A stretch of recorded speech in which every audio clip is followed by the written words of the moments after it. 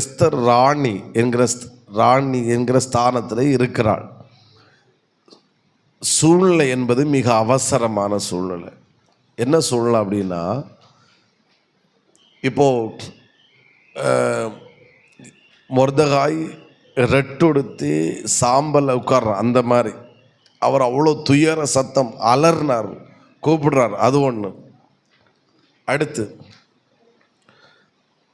சட்டமும் நாட்கள் என்ன செய்யப்பட்டது, குறிக்கப்பட்டாயிற்று. யூத ஜனங்கள் 127 நாட்டில் உள்ள சகல யூத ஜனங்களும் கொலை செய்யப்பட வேண்டும் என்று நாட்களும் குறிக்கப்பட்டாயிற்று. இப்போ என்ன செய்யன்னு தெரில. இப்போ இவ தான் ஏதாவது செஞ்சாகணும்.